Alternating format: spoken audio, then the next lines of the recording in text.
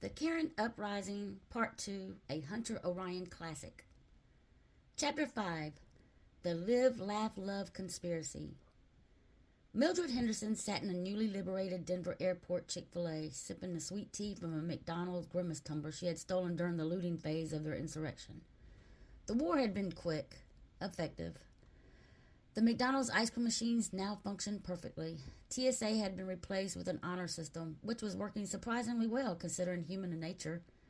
The reptilians, those soulless, shape-shifting, human farming lizard freaks, had been rounded up and shipped off to a forced rehabilitation camp where they were being retrained as Hobby Lobby cashiers, forever doomed to explain why, no, that rustic barnwood frame is not on sale, Linda. It literally says so. And yet, something still felt off. Mildred had spent years honing her instincts in the war zones of PTA meetings, HOA tribunals, and waiting on hold with Comcast. Her gut was never wrong.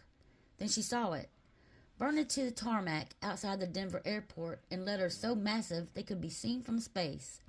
Live, laugh, love. Her blood ran cold. She set her sweet tea down slowly. She turned to Susan, who was refilling her drink at the industrial-strength Panera Bread sweet tea dispenser they had looted. "Susan," Mildred whispered. Susan turned, followed her gaze. She gasped. Sweet mother of Cracker Barrel. Linda clutched her blouse-covered bosom as if she had just seen Elvis himself rise from the grave wearing a Bass Pro Shop hat. "It's been here the whole time," she whispered. "The greatest subliminal messaging campaign in human history. For decades, it had been everywhere. Throw pillows, Target home decor aisles, rustic farmhouse signs made to look like they were ripped from an old barn, but actually manufactured in a sweatshop in Malaysia. But now they knew the truth. Who put it there?" Mildred asked, stepping onto the tarmac, her Reebok high tops crunching against the still smoldering letters. A voice cackled through the airport speakers. "We did." A hush fell over the brigade. The manager of Earth, still recovering from his reptilian captivity, shuffled forward. "No, it can't be," he whispered. Mildred squinted at the sky. "Who the hell is we?" And then a shape began forming in the clouds above them.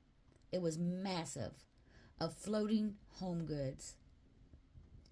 Chapter 6, The Home Goods Empire Strikes Back.